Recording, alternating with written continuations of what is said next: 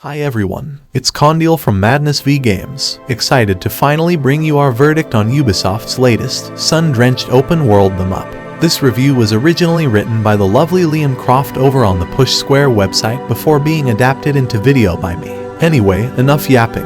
It's time to lock and load. What the hell, you trap that is bearing you in the face? What do you do? I've been kicking the horns 1,000 times. I haven't felt them since 72. If you've played any one of Far Cry 3, 4, 5, or New Dawn, then already you know exactly what to expect. From Far Cry 6, Ubisoft is back at it again, with yet another course of comfort food in its exotic open-world FPS franchise. And this review feels almost inconsequential in its effort to explain what's what for a fifth time. The formula really hasn't changed for almost 10 years. What we will say then is that we think Far Cry 6 is the best game in this series yet. However, whether that actually means anything to you or not depends entirely on your tolerance for the franchise's blueprint you see. If Far Cry 6 is your first exposure to the Ubisoft formula in this sort of setting, then we think you're in for a genuinely excellent time. It's why we think this is the greatest entry yet. Far Cry 6 has the best open world map of the lot, the best weapon variety, and one of the best villains in Anton Castillo, played by Giancarlo Esposito of Breaking Bad and The Mandalorian fame. He's a bad guy through and through. Those looking for even more Far Cry can feel safe in a purchase too. This SIT mainline installment is packed to the rafters with checklist-style activities to complete and a huge map to explore. The series' trademark style of chaotic action also makes a comeback, and so do the charismatic characters and AI companions playing sailing for anyone in need of more of the same. Then it's the fans that are burnt out on the current formula who can close this video and start the search for another game to play, for Far Cry 6 makes no attempt to sub expectations. The game is exactly how you picture it, with the usual basis to take over and meaning your main tasks to tick off. If you had your fill with previous entries, then Far Cry 6 should be avoided like the plague. Only boredom awaits if this loop has already grown stale for you. That creates quite the contrast to our claim that Far Cry 6 is the best game in this series to date. But we believe the declarations can coexist. What the game gets right, first and foremost, is its open world set across the island of Yara, loosely based on Cuba. The lush and beautiful setting finally allows you to breathe after Far Cry 5 tried its best to force you into confrontation at every other turn. It's refreshing to simply mark a location on the map and travel there without any conflict. It all feels so much more freeing, and combined with the new weapon holstering system, it makes the world your oyster. Even if another mechanic introduces a ranking system to each region, the title actually rewards putting your gun away by marking enemies on the map that can be bribed for information.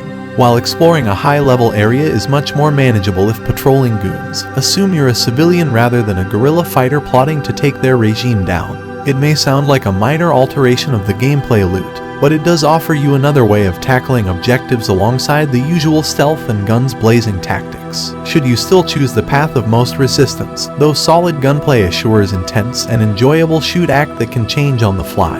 Thanks to an enormous weapon roster, Ubisoft has really gone to town in this regard. Unique guns can be found throughout the open world, along with standard firearms, fleshing out loadout possibilities with special perks and distinct pink jobs. Then there are the revolver weapons, which border on absurdity, a contraption that fires CDs at enemies. Check a device acting as an EM to immediately take tanks. You got it. A sniper rifle capable of blowing up targets. Oh, go on then. Rounding out your active arsenal with one of these things is far too tempting of an offer, and you should absolutely take up the chance to do so. They help bring further fun to the deluge of activities littered across the map, of which many you're likely to be very familiar with. Take over bases to unlock fast travel points, win races in various unwieldy vehicles to score unlocks and race the enemy, to supply drops and cop some resources in order to upgrade your homesteads. This is, once again, the aspect that can either make or break the game for so many. There's a sort of mindless entertainment to the tasks, allowing you to sit back with a podcast and clear up any outstanding jobs in your journal. But then too much of that is exactly what turns so many potential buyers off. Only you know if you can stomach much more of it.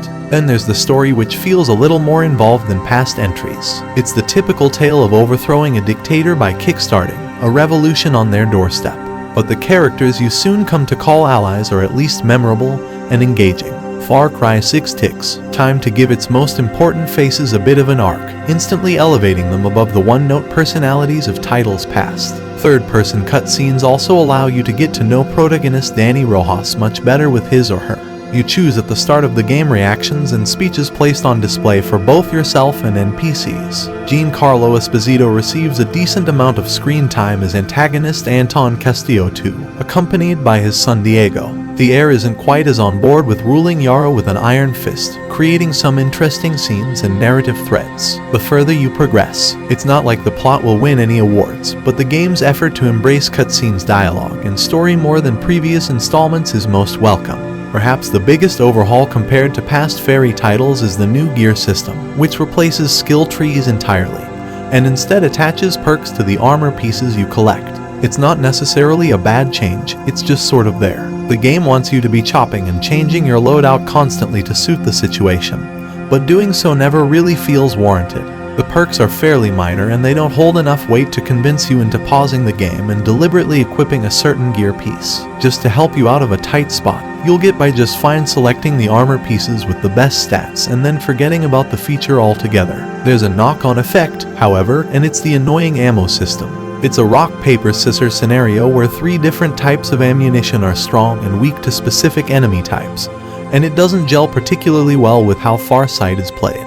You're forced to scope out enemy bases and adjust your guns to suit the type of foes there, bringing the flow to a standstill as you search for a nearby workbench in order to make the necessary changes. And if you don't bother tweaking your weaponry and happen to come up against an enemy resistant to your slugs, then you've got a bullet sponge on your hands. Engaging with the system isn't enjoyable and ignoring it makes combat harder. In this scenario, nobody wins, but those moments of frustration feel somewhat few and far between as the sheer amount of content serves up something new to do every time.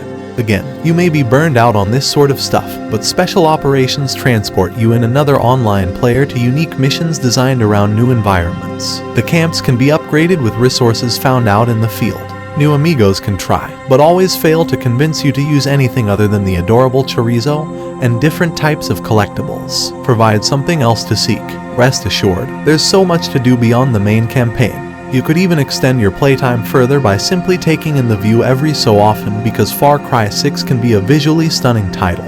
Detailed character models and spectacular vistas make the game easily one of the best looking games available on PlayStation 5 to date, coupled with a lush and vibrant open world filled with color. Capturing a glimpse of the sunset beaming through the foliage as you explore the more maintenance regions of Yara is a real treat.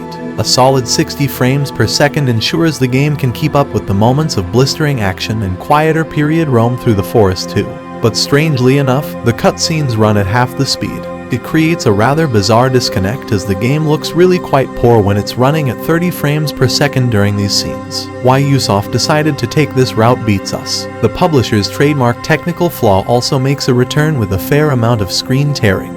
It's by no means an immersion breaker, but we admit we noticed the problem much more than in past Ubisoft games. Far Cry 6 is the best version of Ubisoft's open world formula to date. But whether that's still a selling point to you is up for debate. The few advancements and new mechanics won't be enough to convince those burnt out to return for one more exotic trip.